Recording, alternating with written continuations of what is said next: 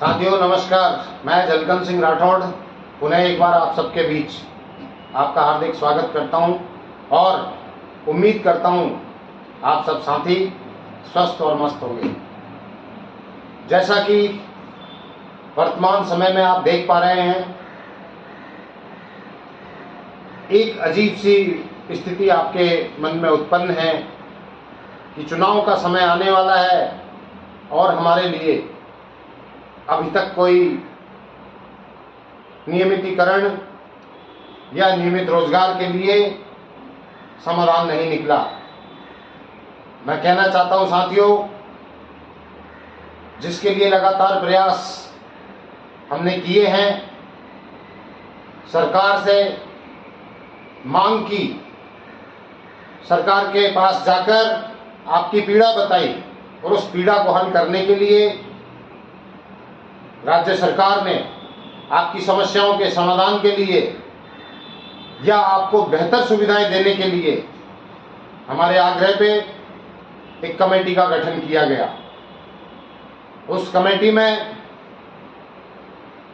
4 प्रमुख और 4 सहयोगी पदों पर नियुक्ति हुई है। उनके लिए जो सुझाव पत्र राज्य सरकार को हमें प्रस्तुत करने थे, उन सभी की पूर्ण तैयारी कर ली गई है। इसके अलावा इस बीच इसमें वार्ता भी हो चुकी है। सरकार का रुख आपकी तरफ पॉजिटिव है। हम चाहते हैं कि बिना किसी बाधा के ये कार्रवाई आगे बढ़े, ताकि आप सबको समय से जो आप चाहते हैं या जो आपकी सुविधाएं हैं, जिनसे आप वंचित हैं, वो आप सबको प्राप्त हो सके। मैंने काफ़ी राज्यों की होमगार्ड की स्थिति का अध्ययन किया। कुछ राज्यों में ऐसी स्थिति है होमगार्ड की, अगर वो राजस्थान में लागू हो जाती है तो साथियों, एक राज्य कर्मचारी के समान आप अपना भविष्य, अपना जीवन यापन कर पाएंगे। आपके पास बकाया रहेगा तो सिर्फ एक तमगा, एक राज्य सरकार की मोहर का इंतजार रहेगा। मैं आपको बताना चाहता हूं, कुछ राज्यों में होमगार्ड को इतनी बेहतर सुविधाएं, भले ही वहां पर मानदेय कम मिलता हो, लेकिन अच्छी से अच्छी और बेहतर सुविधाएं हैं। हमने इन सब का डाटा लगभग कलेक्ट कर लिया है। इसके उपरांत आपको जैसे कि पूर्व में बताया गया था कि लगभग 400 पेज की एक फाइल तैयार की गई। एक फाइल काफ़ी मोटी हो जाती है, हमने उसको पार्ट्स में डिवाइड किया है। पार्ट्स में डिवाइड करके ताकि सरकार को समझाने में, एक एक मांग को रखने में आसानी रहे। मुख्य मुद्दे को कि हमारे एक्ट में संशोधन 1962 और 63 में संशोधन करके सबसे पहले ये स्वयंसेवी शब्द है, इसको समाप्त किया जाए। उसके बाद आप सबकी जो प्रमुख समस्या है, कुछ शहरों के अलावा मुख्यतः राजस्थान में आपको ड्यूटियों की बड़ी समस्या आती है। इसकी ब्रीफिंग विस्तार पूर्वक कि आपको कैसे ड्यूटियां प्रदान की जा सकती हैं और क्या वजह है जिसकी वजह से अन्य राज्यों में 365 दिन इसी होमगार्ड संस्था के जवानों को रोजगार दिया जा रहा है। वो अपना गुजर बसर ढंग से कर पा रहे हैं, अच्छा मानदेय दिया जा रहा है, वेतनमान, उनकी पारिवारिक स्थिति अच्छी है, अवसाद में है तो सिर्फ हमारे यहाँ के जवान। मैं आपको बताना चाहता हूं साथियों, आपके बीच में कुछ भ्रम फैलाने की स्थिति भी पैदा हो रही है। इस पर अंकुश लगाइए। हम वादे के अनुसार काम करते हैं। जो लगातार प्रक्रियाधीन काम है, उसी अनुसार काम किया जाएगा। अगर भ्रम पैदा करने की स्थिति कहीं आती है तो इसमें नुकसान जवानों का होगा। मुझे कोई आपत्ति नहीं जवानों, आप सबको देखना होगा ऐसी कोई स्थिति पैदा ना हो। मैं आपको बताना चाहता हूं, आपके लिए इस सुझाव और ये मांग पत्र, इसके अलावा भी अन्य योजनाएं तैयार की गई हैं जिनको हम चाहते हैं इम्प्लीमेंट करें और आप सबको लाभ दिलाएं। अभी तक किसी भी राज्य में किसी भी संघ द्वारा जवानों के लिए ऐसी कोई भी योजना नहीं चलाई गई है। मैं योजना का अभी खुलासा नहीं करना चाहता क्योंकि योजना अभी विचारबंद है, और जब इस पर विचार पूर्ण हो जाएगा तो आप सबके बीच अगली मुलाकात में आप सबके बीच रखी जाएगी। आप सबका समर्थन आप सबका विकास लेकर आएगा। दूसरा, 3 और 4 तारीख को अन्य राज्यों के साथ गुप्त मंत्रणा बैठक रखी गई है, जिसके ना स्थान का खुलासा किया जाएगा और ना ही इसके विषय के बारे में कुछ बताया जाएगा। लेकिन आप ये भरोसा रखिए, ये आपके भविष्य के लिए एक महत्वपूर्ण कदम होगा।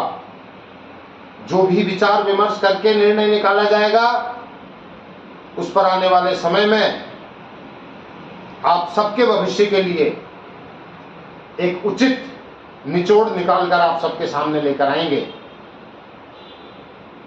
काफी लंबे समय से मैं देखता आ रहा हूं, सोशल मीडिया पर लोगों ने ऐसे हंगामा कर रखा है, ऐसे ऐसे बवाल मचा रखा है कि जैसे वाकई में होमगार्ड के हित में लोग काम करने जा रहे हो। लेकिन ये एकमात्र भ्रम है। आज सोशल मीडिया पर कोई कुछ भी डाल देता है, मतलब की बात को जो अच्छा लगा वो डाल दिया, जो अच्छा लगा वो डाल दिया, इधर का भी डाला उधर का भी डाला। तो ये गपशप में शामिल हो चुका है। आपका ध्यान केंद्रित होना चाहिए, ये आपके भविष्य का सवाल है। कोई भी आता है आपके भविष्य से खिलवाड़ करने लग जाता है। आप में से कुछ साथी निकल के उनका समर्थन करते हैं और हाँ जी हाँ जी हाँ जी कोई भी झंडा हाथ में लिए और उनके पीछे पीछे भागने लगते हैं। ऐसी भ्रामक परिस्थितियों का साथ छोड़ें। पीढ़ियों निकल गई, आप खुद समझदार हैं आप कौन सी पीढ़ी में चल रहे हैं। होमगार्ड कि कितने लोग रिटायर हो चुके हैं, क्या प्राप्त करके गए और आने वाले समय में कितना आपको लग रहा है कि कुछ प्राप्त हो सकता है। इसका नतीजा ये है कि कोई भी आपके बीच में एंटर करता है और वो आपका फायदा उठाता है, आपको लालच दिखाता है और आगे बढ़ जाता है, आप जहां के तहां रह जाते हैं। कुछ लोगों ने हमारे लिए भी ऐसी मानसिकता बनाई थी। जांच का विषय है, इसमें किसी एजेंसी से जांच कराने की आवश्यकता नहीं है।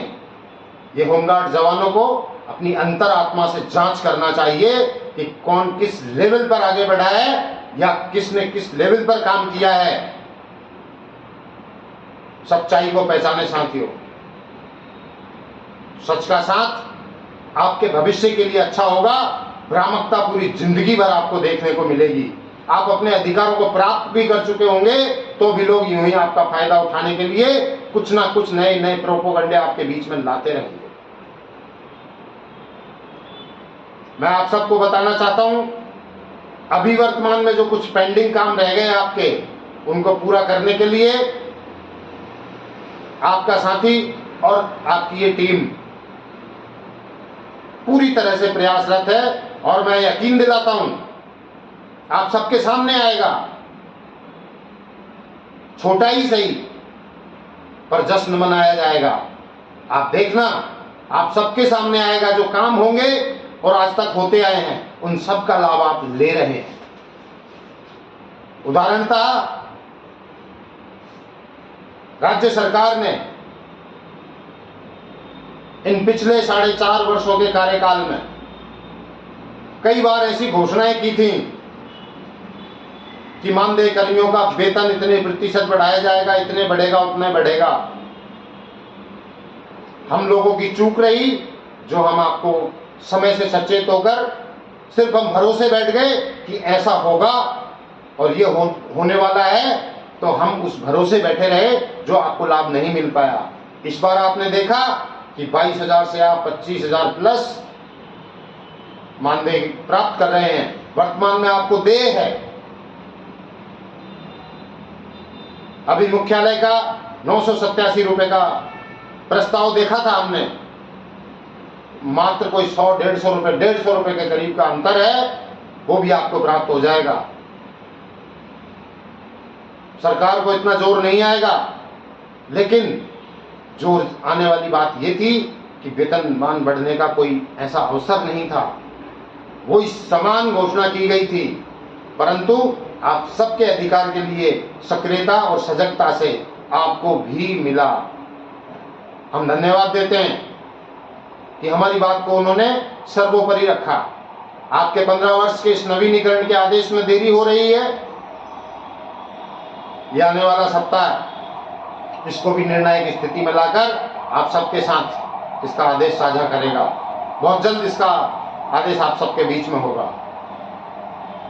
जो भी लाभ आगे मिलने वाले हैं वो बताने से अच्छा मैं दिलाना उचित समझता हूं। तो आप देखना, जो कुछ काम जिनकी महत्वपूर्ण आवश्यकता है आपको, उनके ऊपर कार्यवाही चल रही है। हमने माननीय कमेटी के अध्यक्ष को 365 दिन नियमित रोजगार और एक्ट में संशोधन का मांग पत्र सौंप दिया है। मैं दस्तावेजों के अध्यक्ष से शुरुआत की है और 8वें पायदान तक। अभी तक तो ये किसी को मालूम भी नहीं होगा कि इस कमेटी में 8 लोग हैं। 4 का क्या काम है और 4 का क्या काम है, बस आपके बीच में खोखली बातें करके अपने आप का कद ऊंचा बनाने का प्रयास किया जा रहा है। मैं किसी को पर्सनली आहत नहीं करता, लेकिन उनको आहत जरूर होना चाहिए जो बिना नॉलेज के काम करते हैं, बिना जानकारी के कदम बढ़ाते हैं। आपके इस मांग पत्र जो दिया गया है उसमें ब्रीफिंग की आवश्यकता है कि आपको कैसे इंप्लीमेंट किया जाए, आपके ऊपर ये योजनाएं कैसे संभव होंगी, वहां कैसे संभव हुई, इन सब की ब्रीफिंग वो तो बनाएंगे ही। हमें भी, हमारा भी ये दायित्व है कि सुझाव के तौर पे हम एज ए संगठन आप सबके लिए उनके सामने रखें। भागदौड़ काफी है साथियों, आप सबके बीच में अनेकों प्रयासों के साथ मैं उपस्थित रहता हूं और आगे भी रहूंगा। एक महत्वपूर्ण सूचना आपको देना चाहता हूं। 15 अगस्त के शुभ अवसर पर एक शुभारंभ किया जाएगा। वो आपके भविष्य के लिए एक लाभकारी योजना, जिसका आप काफी लंबे समय से विचार कर रहे थे कि ऐसा हो, इससे हमें फायदा होगा, तो निश्चित तौर पर आप सबको फायदा होगा।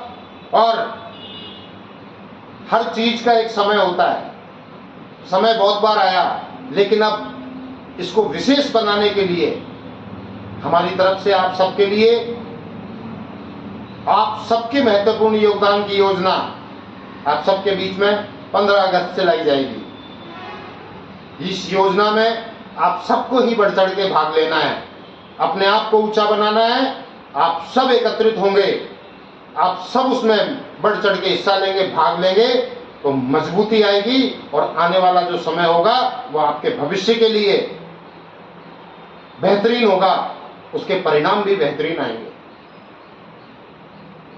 मैं ऐसी कई महत्वपूर्ण बातों को लेकर आप सबके बीच उपस्थित होना चाहता हूं, परंतु समय कम मिल पाता है। व्यापार नहीं, ये साक्षात्कार है। आप सबसे मिलकर बड़ी खुशी होती है।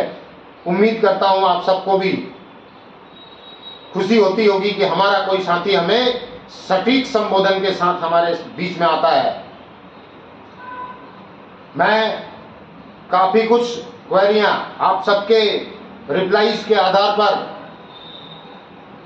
और भी कुछ आप सबको बताने का प्रयास करूंगा, जिससे आपकी जानकारी सटीक और सही रहे। आप सब एक रहें, नेक रहें। आपके लिए बराबर कार्य प्रगति पर है। किसी भी व्यक्ति की भ्रामक बातों में आपको आने की आवश्यकता नहीं है। लोग देश में जब ये नहीं जानते थे कि इंकलाब क्या होता है, हमारे विभाग से संबंधित बात, हम लाएंगे इंकलाब, हम ला रहे हैं इंकलाब, हम लाए हैं इंकलाब, ये सब आपको आंखों देखे आपने देखा है। मैंने तो ऐसा भी है, एक एग्जाम्पल के तौर पे आपको बताना चाहता हूं। घबराने की आवश्यकता नहीं है। जो बाप बेटे को बचपन से लेकर उंगली पकड़कर चलना सिखाता है, आगे बढ़ाता है, पढ़ाता है, लिखाता है, अरे वही बेटा बड़ा होके बाप को लात मार के घर से निकाल देता है। ये कलयुग है, परिपाटी है, इसमें घबराने की आवश्यकता नहीं है। हमने भी ऐसा देखा है, इस संगठन में ही देखा है, पर हम डटे रहे, डटकर मुकाबला किया, आप सबके लिए संघर्ष किया, आप सबकी दुआओं से आज स्वस्थ हैं और आपके लिए काम कर पा रहे हैं। आप सबका यूं ही प्यार और आशीर्वाद बना रहे। आप सब लगातार जुड़े रहें। सदैव आपके लिए आप सबके हित की बात आमने सामने रखते हुए मैं उपस्थित रहूंगा। अभी कुछ कार्रवाइयों को अंजाम देने का समय है, इसीलिए आगे जो योजनाएं तैयार करनी है, इसलिए मैं आप सबसे इजाजत चाहता हूं। आप नेक रहें और मेरे साथ बने रहें। हम हमारा अधिकार जरूर लेंगे। बहुत बहुत धन्यवाद। जय हिंद, जय भारत।